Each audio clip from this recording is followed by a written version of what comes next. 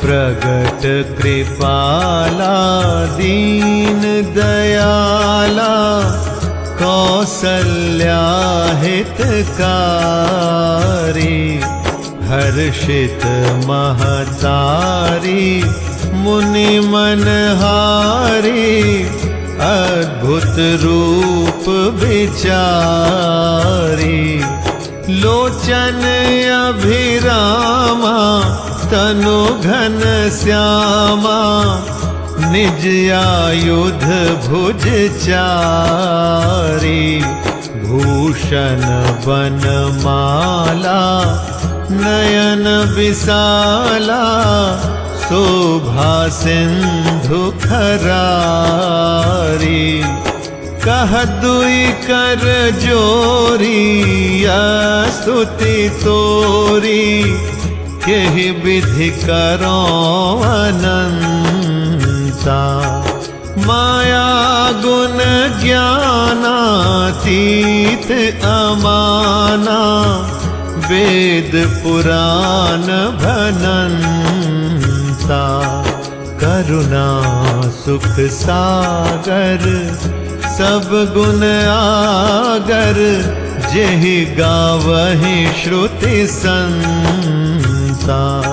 सो मम हित लागी जन अनुरागी, भयउ प्रगट श्रीकंता।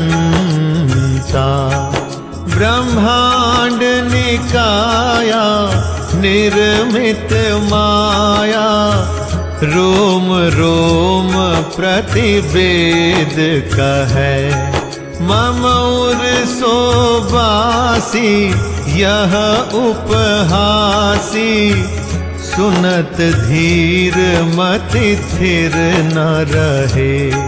उपजा जब ज्ञाना प्रभु मुस्काना, चरित बहुत विधि कीन चहै।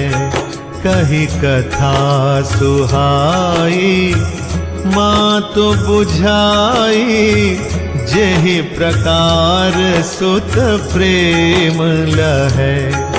माता पुनि बोली सोमति डोली, तजहु तात यह रूपा। की जैसी सुलीला अति प्रिय शीला, यह सुख परम अनूपा। सुनि बचन सुजाना रोदन ठाना, होई बालक सुर भूपा। यह चरित जे गावहि, हरिपद पावहि, ते न परहि भवकूपा।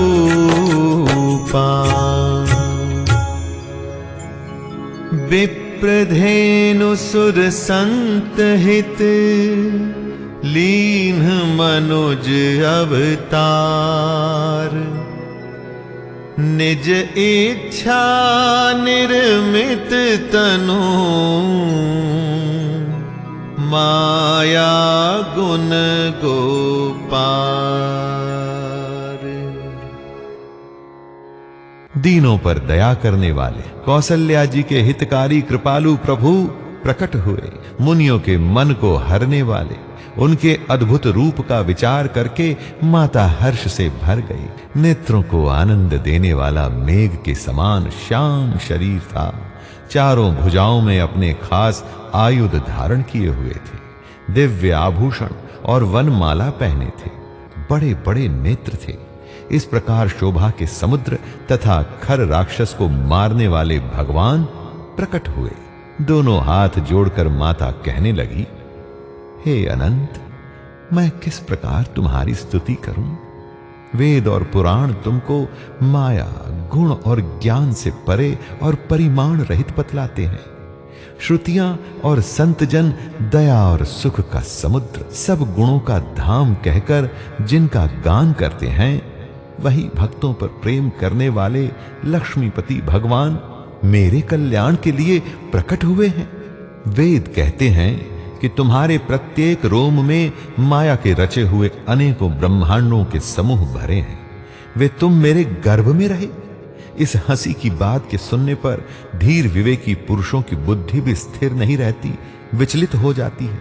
जब माता को ज्ञान उत्पन्न हुआ तब प्रभु मुस्कुराए।